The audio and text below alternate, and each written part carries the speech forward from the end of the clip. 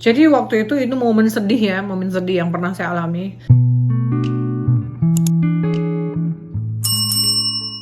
Jadi untuk menindaklanjuti janji-janji yang pernah aku sampaikan di video sebelumnya, aku bakalan cerita gimana perjalanan aku bisa sampai ke Amerika dan berjumpa dengan mantan suami aku yang abusive, dan bagaimana aku bisa survive selama aku berada di Amerika. Aku akan ceritakan di video ini sekarang. Jadi setelah beberapa bulan, lebih kurang 3 bulan aku ada di Amerika gitu bersama mantan suamiku yang melakukan KDRT. Mantan suamiku itu warga negara Amerika dan kami menikah secara resmi. Di video sebelumnya aku udah jelasin bahwa kami menikah di negara bagian Georgia waktu itu, dan kami akhirnya pindah ke Pennsylvania karena beliau waktu itu punya pekerjaan yang membuat kami harus pindah ke negara bagian Pennsylvania. Did I say beliau? I think that's not appropriate. Untuk seorang abusive tidak pantas dipanggil beliau. Oke, skip. Nah, setelah kami tinggal di Pennsylvania, di mantan suamiku tuh semakin menjadi-jadi gitu ya. Karena kami baru pindah ke lokasi yang baru gitu, ke rumah yang baru. Dia mulai menuduhkan yang bukan-bukan terhadap aku. Sewaktu dia pergi bekerja gitu, aku tinggal sendirian di rumah. Sewaktu dia pulang, dia mulai menuduhkan yang bukan-bukan gitu, seperti menuduh aku membawa orang lain masuk ke rumah, menuduh aku jumpa orang lain di saat dia bekerja, dan banyak kasus yang membuat aku tidak tahan bersama dia gitu. Dan akhirnya aku memutuskan untuk pergi. Jadi di waktu aku pergi itu, aku hanya memikirkan bagaimana cara untuk tetap waras, karena kita berhadapan dengan orang yang tidak waras. Jadi kita harus memisahkan diri dari orang yang membuat kita tidak waras. That is the first thing I know about toxic relationship. Jadi aku gak pernah punya pengalaman sama sekali dengan orang yang toxic, and that was the first time. Jadi di hubungan aku yang toxic itu, aku berpikir bagaimana cara aku untuk survive. Pertama, aku berpikir bagaimana cara aku untuk survive di hubungan yang tidak sehat. Dan itu salah satu yang sangat-sangat impossible gitu. Karena setiap kami beradu argumen, aku tuh seperti hidup di dalam neraka gitu.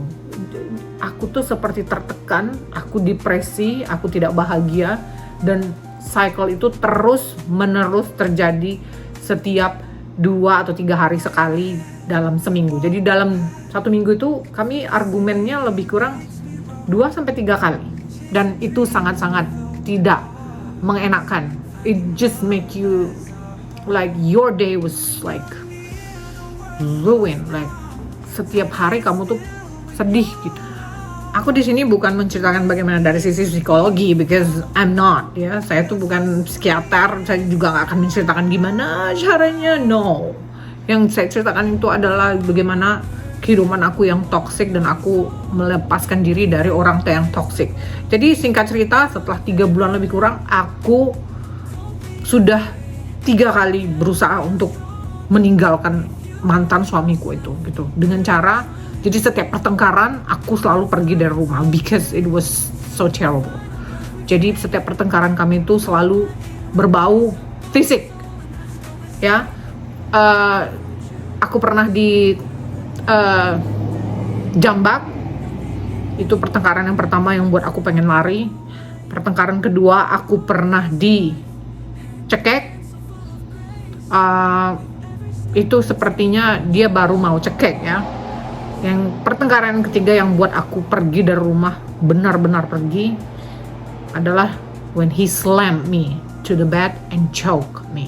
Jadi waktu dia banting aku ke tempat tidur dan dia cekek, dan itu yang buat aku pengen pergi dari rumah. Dan I did it. Di satu sisi aku sedih. Kenapa? Karena orang yang aku temui itu ternyata tidak seperti ekspektasi aku. Well, that's something that you need to be aware of, ya. Di saat kamu tuh masuk ke dunia datingan seperti yang aku ceritakan di video aku sebelumnya, kamu tuh mesti waspada karena this could be happen to you. Bisa aja kamu, karena secara psikologi kita nggak akan pernah kenal sisi jelek seseorang itu sampai kamu tinggal sama dia, ya kan? Kalau mungkin kamu pacaran, oh, oke, everything looks good, everything looks sweet, ya kan? Tetapi waktu kamu tinggal sama dia, well, this is the nightmare start. Walaupun setiap aku pengen pergi dari rumah, mantan suamiku tuh selalu mencegah gitu kan. Dia nggak pengen aku pergi gitu dengan segala macam alasan. Ya seperti itulah orang toksik. Dia akan selalu tarik ulur kita. Kalau kita mulai melihatkan reaksi, dia akan kembali bereaksi dengan cara yaitu membujuk kita. Oh, I'm not gonna do this anymore. Okay, let's do it again. We're gonna be okay and blah blah blah. Ya, jadi disitulah cycle orang-orang toksik itu yang dia akan tarik ulur kamu sampai kamu benar-benar bisa lepas dari jeratan setan itu. Dan ya, I leave. Ya, akhirnya aku pergi gitu. Dan you know what? I don't know where to go. Saya mau kemana? I don't have anyone here. Saya tuh nggak punya siapa-siapa di sini. Only myself. Saya nggak punya teman, saya nggak punya uang waktu itu, saya nggak punya keluarga ada di sini, paman, sanak, saudara. No, I don't have anyone, and I do not know anyone. Can you imagine that? Saya waktu tinggal di Amerika, saya nggak kenal siapa-siapa, sama sekali gitu. And I just did it. Pokoknya saya pergi gitu. Yang jelas saya pergi dari dia sampai saya berpikir saya mau jadi gelandangan kayak, who cares? Yang penting saya free. Jadi di saat saya nggak tahu mau kemana itu, saya cuma bawa koper saya sambil mikir, ya Allah, saya mau kemana sih? And the phone that I have, I can't use it, gitu ya. Telepon yang saya pegang itu, telepon dari Indonesia, saya nggak bisa pakai gitu. Karena saya nggak punya service, saya nggak punya data. Maksudnya saya nggak punya nomor Amerika waktu itu, karena diambil sama dia. Saya punya telepon sebelumnya, tapi diambil sama dia waktu kami berkelahi. Karena dia tahu dia mau berusaha menyakiti saya gitu kan. Diambilnya itu telepon. Terus yang saya bawa cuma telepon Indonesia keluar dari rumah, which is I can't use it. Seperti yang saya bilang sebelumnya, saya itu sudah 3 kali berusaha untuk pergi dari mantan suami saya yang abusive itu gitu. Jadi percobaan pertama itu yang saya lakukan waktu saya pergi, dan waktu itu saya kembali lagi ke rumah gitu. Jadi saya 3 kali pergi, berusaha untuk pergi dari dia, dan waktu saya pergi pertama kali saya berakhir di shelter wanita, woman shelter kalau di sini sebutnya. Yang kemudian waktu saya yang datang kedua kali, saya masuk ke shelter alias penampungan, jadi mereka sebut sini domestic violence shelter. Jadi di Amerika ini ada namanya domestic violence shelter, yaitu untuk orang yang sedang dalam untuk orang yang menjadi korban domestic violence, itu kekerasan dalam rumah tangga. Jadi di sini ada tempatnya gitu. Di sini ada tempatnya, ada yang menaungi. Jadi kamu bisa tinggalkan rumah, bisa tinggalkan pasangan kamu, dan kamu pergi ke shelter atau penampungan korban dari KDRT. Di Indonesia, kalau seingat saya atau setahu saya, kalau pemirsa saya salah, tolong dikoreksi. Setahu saya di Indonesia tidak ada namanya shelter untuk domestic violence. Jadi domestic violence shelter di sini itu tidak sembarangan orang bisa masuk, tapi mereka menerima semua orang yang menjadi korban KDRT, bisa jadi perempuan, laki-laki, atau anak-anak, atau perempuan, ibu dan anak gitu. Jadi di shelter itu saya dinaungi, saya datang ke shelter itu diantarkan oleh polisi. Hah? Pakai polisi pula? Yeah, that's what happened. Ya, jadi saya telepon 911. Akhirnya saya laporkan apa yang terjadi dengan saya dan mantan suami saya, karena dia pernah berusaha untuk mencekik saya. Saya telepon polisi pada waktu itu dan saya buat laporan, dan saya diantarkan ke shelter atau penampungan untuk korban KDRT itu. My mom was like, hah? Penampungan apa? Tempat apa itu? Ya karena di Indonesia nggak ada ya. Jadi it's hard to explain that. Itu kok bisa, kamu di mana? That was my mom asked. mak saya panik banget karena saya bilang saya udah nggak di rumah lagi. Terus saya sebutkan saya lagi di mana, terus mamaku, shelter, apa itu? Kayak mana tempatnya? Ini di hari satu pagi saya berkelahi dengan suami saya, maksudnya argumen, dan kami will end up fighting like verbally, physically. Well, waktu itu saya udah nggak punya emosi lagi, maksudnya saya setiap berargumen itu dengan mantan suami saya itu saya udah nggak pengen nangis, yang ada cuma amarah. Jadi sewaktu dia berusaha mencekik saya nggak nangis gitu, saya udah nggak pakai air mata lagi. Justru waktu orang lain yang bertanya sama saya what happened, dan di situ saya mulai menangis gitu. Tapi waktu saya beradu argumen dan adu jotos dengan mantan suami saya nggak nangis. I just laugh, I grab my bag and I left. That's it.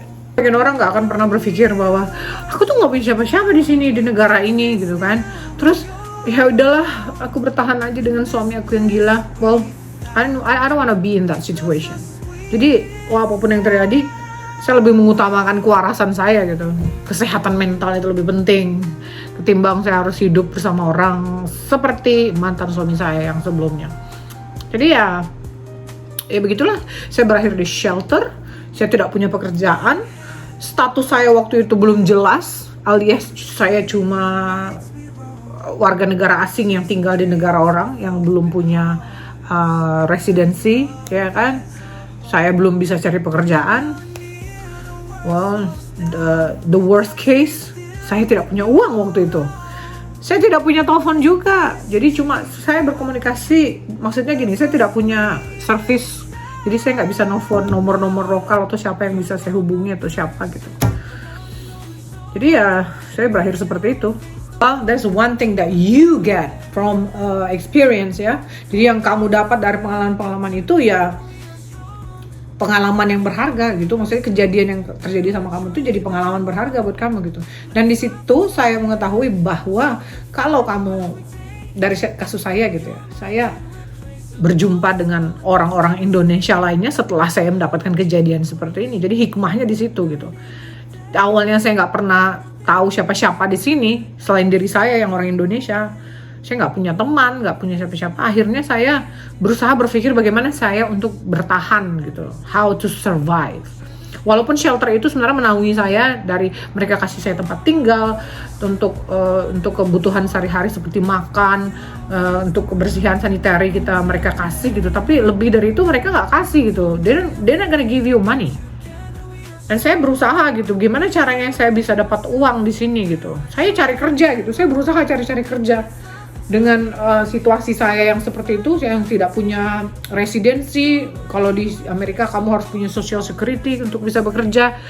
Dan saya pernah dengar juga orang di sini nggak punya social security tapi bisa kerja gitu kan. Dan tapi saya nggak punya link gitu, saya nggak punya link apa-apa untuk mendapatkan info-info seperti itu. I was lost gitu, saya tuh benar-benar kayak hampir putus harapan, tapi saya berusaha untuk tidak putus harapan karena saya yakin Allah itu akan selalu membantu kita di situasi apapun gitu. Seburuk apapun situasi kita, jangan pernah putus harapan. And I was here alone. Dan saya bukan di rumah gitu. Saya di shelter. Di shelter itu di penampungan yang cuma saya yang menjalani ibadah puasa waktu itu. Dan technically gitu ya, di Amerika ini mereka itu kalau masalah logistik seperti makanan, ya they do have, like mereka punya beras, mereka punya makanan-makanan yang ala-ala mereka yang seperti, ya mereka lebih condong seperti makanan kaleng, makanan kemasan, makanan beku gitu. Tapi saya orang Asia gitu, yang orang timur yang nggak biasa dengan masakan-masakan seperti itu, di bulan puasa it was something that you not expected. Kamu tuh pasti ngarepin, kamu tuh pas buka puasa kamu pengen sesuatu yang layak lah gitu ya. Bukannya saya nggak bersyukur, tapi ya something that decent for you to have. Maksudnya ya mungkin kamu makan nasi walaupun sedikit, cuma tapi yang inilah gitu. Ya yang itulah. Nonton sebagian orang yang nonton gini, rasain lo, makanya siapa suruh lo ke Amerika. That was evil. Nah jadi singkat cerita, saya berusaha mencari pertolongan lah gitu ya untuk diri saya gitu. Gimana cara saya survive untuk menghadapi bulan Ramadan pada tahun itu gitu. Jadi saya berpikir saya nggak bisa cari kerjaan dan sudah pasti saya nggak akan dapat uang gitu ya. Terus ya gitu, dengan izin Allah saya diberikan saya diberikan inspirasi gitu untuk menghubungi seseorang yang mungkin bisa membantu saya. Waktu itu saya berpikir untuk menelpon komunitas ya. Jadi yang saya ingat itu bahwa di setiap negara itu biasanya selalu ada komunitas. Nah, jadi yang jadi ingatan saya waktu itu pasti ada komunitas Indonesia ini. Kalau di Amerika itu yang di daerah bagian sini ya, seperti kayak saya di Pennsylvania waktu itu, jadi yang paling banyak itu orang Indonesianya, komunitasnya ada di Philadelphia waktu itu. Jadi saya teringat bahwa di Philadelphia itu ada satu masjid yang dibangun oleh orang komunitas Indonesia gitu ya. Terus saya berusaha cari nomor telepon biar bisa saya hubungi gitu. Saya hubungi mereka 2-3 kali gitu dan no one speak up my call ya. Telepon saya tuh nggak diangkat gitu. Saya hampir ya sudahlah, mungkin memang itu mungkin bukan nomor mereka atau apalah gitu kan, karena setiap saya telepon nomornya nggak ada yang angkat gitu. Jadi suatu pagi gitu saya terima telepon, waktu itu saya terima telepon, rupanya orang komunitas itu masjid telepon saya kembali gitu. Saya lihat nomor teleponnya, oh mereka telepon saya kembali, dan saya senang gitu karena mereka terima telepon saya lagi, maksudnya telepon saya kembali, dan mereka menyarankan saya untuk menghubungi komunitas Muslim yang terdekat dari saya waktu itu. Dan kebetulan waktu itu imamnya orang Indonesia. Nah, setelah itu perjumpaan saya dengan imam orang Indonesia yang diarahkan oleh masjid komunitas Philadelphia, saya berjumpa dengan salah seorang imam, maksudnya imam masjid di daerah luar dari Philadelphia, itu nama daerah itu Scranton. Jadi saya berjumpa dengan imam itu gitu. Nah, jadi dari imam inilah saya berjumpa orang Indonesia lainnya, terus kemudian saya dimasukkan ke dalam grup Indonesia WhatsApp gitu. Nah, disitulah saya istilahnya Allah membukakan jalan gitu, karena biasanya komunitas itu akan selalu membantu ya, akan memberikan info-info yang mungkin kamu nggak tahu, mereka tahu, dan biasanya itu di grup itu biasanya mereka saling membantu gitu ya. Itulah yang jadi pengalaman saya. Jadi dari setiap kejadian itu saya dikasih kemudahan sama Allah gitu. Saya berjumpa orang Indonesia tersebut istilahnya menolong saya dengan memberikan info pekerjaan yang mungkin saya bisa lakukan, dan saya bisa menghasilkan sedikit uang. Well, it was okay ya. Maksudnya uang yang saya dapat itu juga ya untuk saya survive lah, untuk saya pada saat itu gitu. Jadi pekerjaan yang saya dapat pertama kali itu adalah saya mencuci piring di restoran. Well, it was fine ya. Itu di saat kamu dalam situasi seperti itu, jadi segala pertolongan itu akan kelihatan besar. Well, I appreciate that. Saya selalu menghargai setiap pertolongan kecil gitu. Jadi saya masih ingat itu, saya ditawari pekerjaan itu bekerja di sebuah restoran selama 4 jam dan saya dibayar $40 selama 4 jam. Itu saya mulai mendapatkan pekerjaan lagi, dan akhirnya saya bisa melepaskan diri dari shelter. Karena saya sudah mendapatkan pekerjaan dan saya pindah ke lokasi yang berbeda di tempat shelter itu. Jadi ada 2 kota yang berbeda, yaitu kota A ke kota B. Jadi kota tempat saya dapat pekerjaan itu adalah kota B, itu Scranton. Terus saya pindah ke situ dan disitulah saya memulai kehidupan saya gitu. Dan sampai akhirnya saya bertemu dengan suami saya yang sekarang. I know, pasti kopinya sudah habis, cemilannya juga sudah habis, atau jangan-jangan kamu kelaparan lagi karena liatin video saya. Oke, kayaknya cuma sampai di situ. Saya akan bahas lagi di video berikutnya tentang kisah kehidupan saya yang kadang enak kadang enggak, just like you. Kamu juga kehidupan kamu emangnya enak terus? Enggak juga ya kan, pasti ada enak kadang enggak. But yeah, I'm gonna tell you about this. Okay, see you on my next video. Bye bye.